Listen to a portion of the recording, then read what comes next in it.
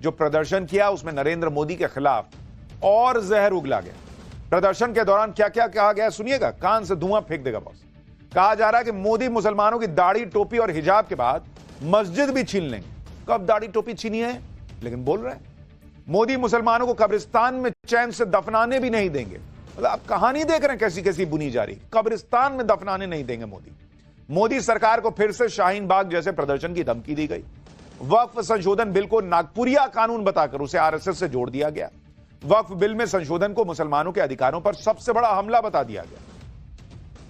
Civil war से लेकर पाकिस्तान तक वक्फ बिल के खिलाफ हर तरह की ऐसी बयानबाजी हो रही है कि भाई जो नहीं भी सोच रहा होगा उसके मन में आग लग जाएगी कि ना मुसलमानों पे तो बहुत अत्याचार हुआ। इससे मुसलमान मोदी की सौगात भूल जाए और उसके दिमाग में वक्फ वक्फ वक्फ घूमता रहे, बस इसका प्लान है। और मैं आपको रियलिटी चेक दिखाऊंगा, जो वहां गए उनको पता भी नहीं है ढंग से कि क्या है वक्फ बिल जिसकी बात हो रही है। मुसलमानों के अंदर यह भरा जा रहा है कि मुसलमान खतरे में है, जबकि सच यह है कि जिस वक्त वक्फ को लेकर यह सब बवाल चल रहा है उसी वक्त मुरादाबाद में कीर्तन कर रही महिलाओं पर पथराव हो गया। हजारीबाग में हिंदू यात्रा पर पत्थर चल गए। हिंदू राजा का अपमान हो रहा है, उसे लेकर बहुत बवाल हुआ है आज। इस सब के बारे में आज आपको विस्तार से दिखाऊंगा। देखना चाहिए आपको कि क्या चल रहा है देश में। लेकिन पहले यह देख लीजिए कि वक्फ को लेकर कैसे मुसलमान अब सड़क पर आ गया है, कैसे बवाल मचा है और कैसे नीतीश कुमार के बहाने नरेंद्र मोदी को टारगेट किया जा रहा है।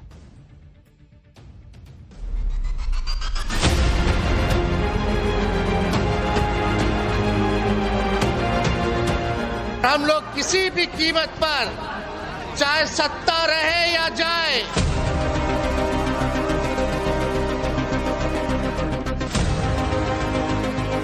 सियासत इस कदर लोगों पर एहसान करती है, पहले आंखें छीनती है फिर चश्मे दान करती है। ये नंगी तलवार है मुसलमानों के गर्दनों पर। खुदा न खास्ता ये कानून मंजूर हो गया तो फिर हम पूरा देशव्यापी अभियान छेड़ेंगे।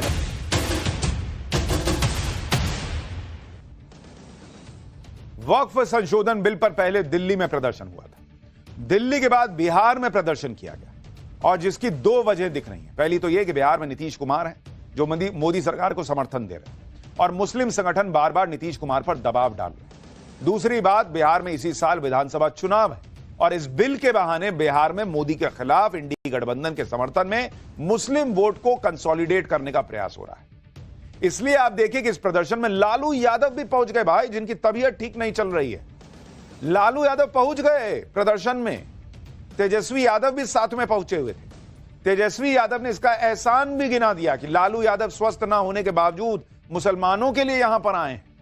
तेजस्वी यादव को सुनिए जो कह रहे हैं कि किसी भी कीमत पर इस बिल को पास नहीं होने देंगे। आज यहां बीमार अवस्था में भी आप लोगों का साथ देने यहां हम सब लोग आपके हाथों को मजबूत करने के लिए यहां पहुंचे हैं और हम लोग किसी भी कीमत पर, चाहे सत्ता रहे या जाए, इसकी हम लोगों को परवाह नहीं है। लेकिन ये गैर संवैधानिक बिल और लोकतांत्रिक बिल का हम लोग पुरजोर सदन में भी विरोध किया था, संसद में भी विरोध किया था।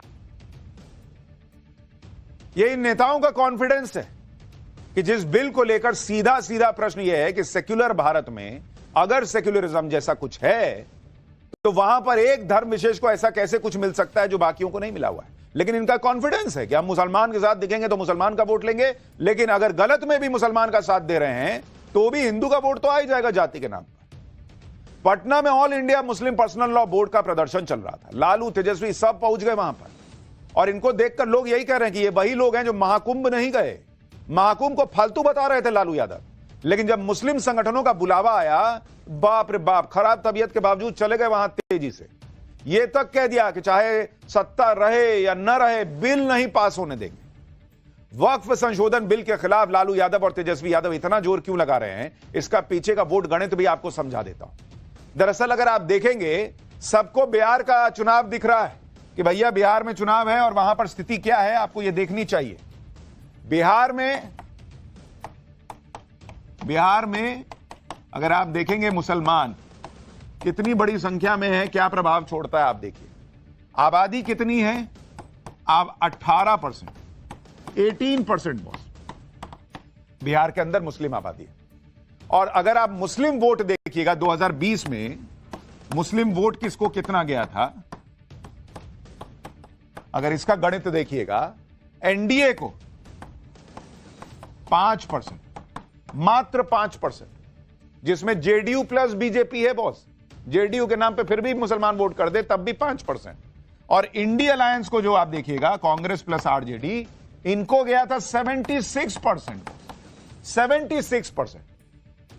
अब आपको समझ में आ रहा है कि क्यों लालू यादव खराब तबीयत के बावजूद वहां पहुंच गए।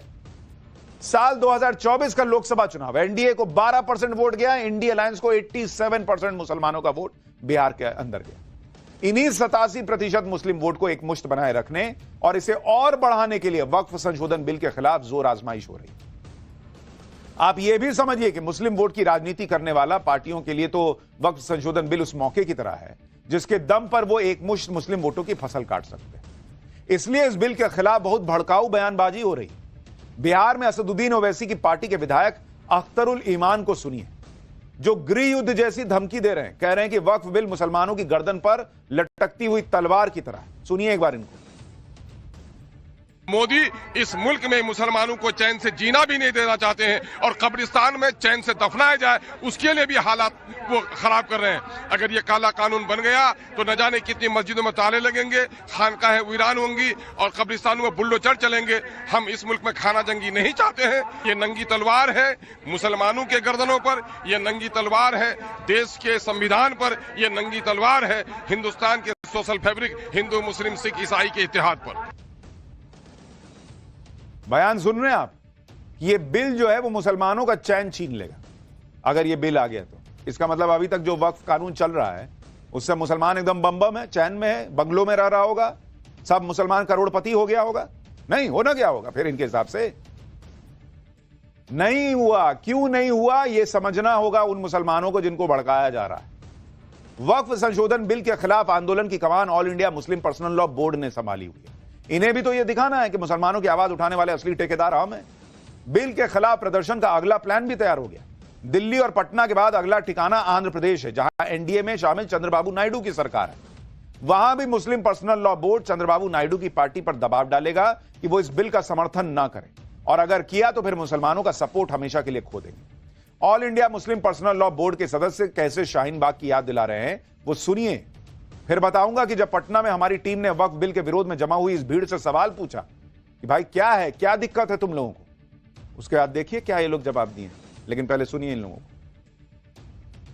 जिस तरह हमारी कौम ने अभी चंद माह पहले एक सीए और एनआरसी के ऊपर में शाहीन बाग का अजीमुश्शान मुजाहरा किया था, अगर ये बिल वापस नहीं लिया गया और खुदा न खास्ता ये कानून मंजूर हो गया तो फिर हम पूरा देशव्यापी अभियान छेड़ेंगे।